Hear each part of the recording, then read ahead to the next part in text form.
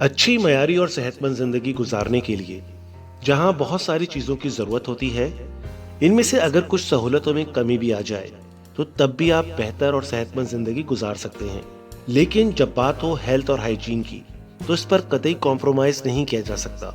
रोजमर्रा के इस्तेमाल की अशिया में सबसे बुनियादी चीज जो दिन में हम कई बार इस्तेमाल करते हैं, वो है हमारा तौलिया, जिसे अंग्रेजी जबान में टॉवेल, उर्दू और हिंदी में तौलिया और अरबी जबान में मुनशफतन कहते हैं। इसे किसी भी जबान में किसी भी नाम से पुकारा जाए, इसका काम सिर्फ एक ही है, यानी इसे हम अपने हाथ, मुंह और बदन को खुश करने के लिए इस्तेमाल करते हैं। जिस तौलिए का हम बार बार इस्तेमाल करते हैं, वो बहुत जल्दी गंदे होकर जरासीम का घर बन जाते हैं। तो ऐसे में सवाल ये पैदा होता है कि हमें तौलिए को कब और कितनी देर इस्तेमाल के बाद धो लेना चाहिए। आज की वीडियो में हम बात करेंगे तौलिए की सफाई कितनी अहम और क्यों जरूरी है, और तौलिए की सफाई का ख्याल ना रखने से हम किन मसाइल का शिकार हो सकते हैं। क्या आपको याद है कि जिस तौलिए से आज सुबह आपने अपने चेहरे, हाथ और जिस्म को साफ किया था, वो तौलिया कितना साफ था और इसे आखिरी बार कब धोया गया था? हम में से बहुत से लोग तौलिए को हफ्ते में एक बार धोते हैं और बास काफी दिनों के बाद। इस हवाले से सब लोगों और सब घरानों की आदत मुख्तलिफ होती है। बरतानिया में 100 अफराद पर की गई हालिया तहकीक से मालूम हुआ है कि इनमें से तकरीबन 1/3 यानी 33 अफराद महीने में तौलिए को सिर्फ एक बार धोते हैं। और एक और सर्वे से ये भी पता चला है कि कुछ लोग तो ऐसे भी हैं जिन्होंने साल में सिर्फ एक बार ही तौलिए को धोने की जहमत की है।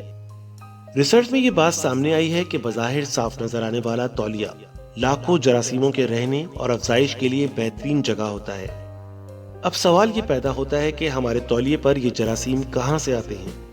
नहाने के बाद भी हमारे जिस्म पर बेशुमार ना नजर आने वाले जरासीम मौजूद होते हैं, और फिर जब हम अपने जिस्म को तौलिए से खुश्क करते हैं तो कुछ जरासीम हमारे जिस्म से तौलिए पर मुंतकिल हो जाते हैं। सिर्फ यही नहीं, बल्कि हमारी आंतों में पाए जाने वाले बैक्टीरिया भी हमारे तौलिए को आलूदा कर सकते हैं, और कुछ बैक्टीरिया उस पानी से भी आ सकते हैं जिसे हमने तौलिए को धोने के लिए इस्तेमाल किया था। हम में से अक्सर लोग अपने तौलिए को उसी कमरे में खुश्क करने के लिए छोड़ देते हैं जिसमें बाथरूम होता है, क्योंकि वो नहीं जानते कि जब आप फ्लैश करते हैं तो इस बात का इम्कान होता है कि आपके टॉयलेट के बैक्टीरिया उड़कर करीबी तौलिए पर चिपक जाएं, या फिर फुसले के बारीक बुखारात इसमें बस जाएं। ये जरासीम तौलिए पर बायोफिल्म बनाकर तौलिए की रंगत को तब्दील कर देते हैं। Simmons university centre for hygiene and health in home and community की शरीक डायरेक्टर एलिजाबेथ स्कॉट का ख्याल है कि ये जरासीम हमारे घर के चारों तरफ फैले हुए होते हैं, लेकिन वो कुदरती तौर पर तौलियों पर मौजूद नहीं होते, और इस बात का इम्कान गालिब है कि तौलिए पर मौजूद कोई भी नुकसानदेह जरासीम इंसान से ही मुंतकिल होता है।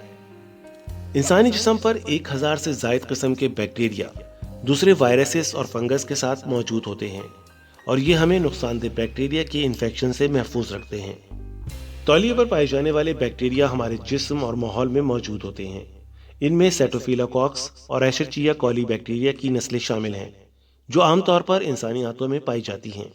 इसके अलावा सैल्मोनीला और शगीला बैक्टीरिया भी हैं, जो खाने से पैदा होने वाली बीमारियों और दस्त का बाइस बनते हैं। लेकिन इनमें से कुछ बैक्टीरिया मौकापरस यानी पैथोजेनेसिस होते हैं, यानी वो उस जगह की तलाश में रहते हैं जहां वो ज्यादा नुकसान पहुंचा सके।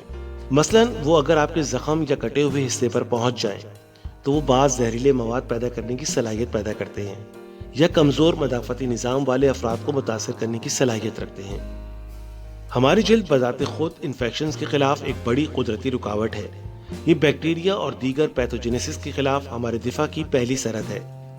शायद सबसे बड़ा मसला उस वक्त पैदा होता है जब हम खुद को खुश्क करने के मरहले के दौरान मुमकिना तौर पर नुकसानदेह जरासीम को अपने हाथों पे उठा लेते हैं और उनसे अपने मुंह, नाक और आंखों को छूते हैं। तो इसका मतलब यह है कि हाथ मुंह साफ करने वाले तौलिए की सफाई का ज्यादा ख्याल रखने की जरूरत है।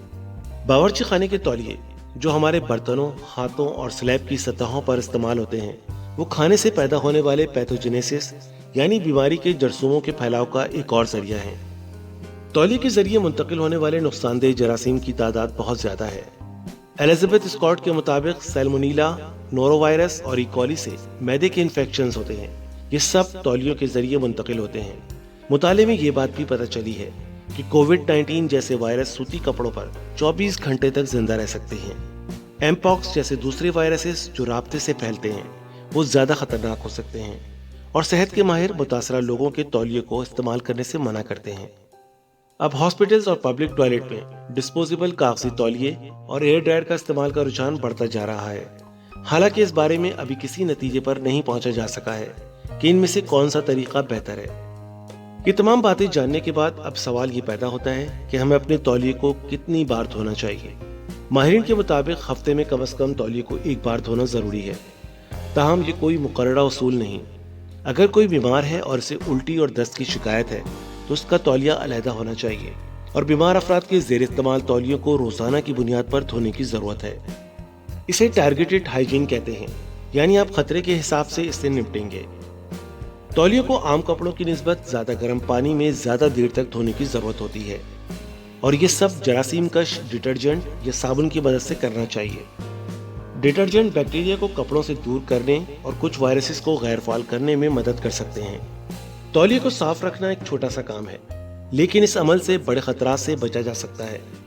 آپ اپنا تولیہ کتنے ٹائم کے بعد دھوتے ہیں اور تولیے کی صفائی کے بارے میں آپ کیا سوچتے ہیں؟ اپنی رائے کا اظہار کمنٹ باکس میں ضرور کریں۔ ویڈیو کو آخر تک دیکھنے کا شکریہ۔ امید کرتا ہوں ویڈیو آپ کو پسند آئی ہوگی۔ اگر آپ کو میری ویڈیو پسند آئی ہے تو ویڈیو کو لائک کیجئے، شیئر کیجئے اور کمنٹ کیجئے، اور میرے چینل کو سبسکرائب کیجئے۔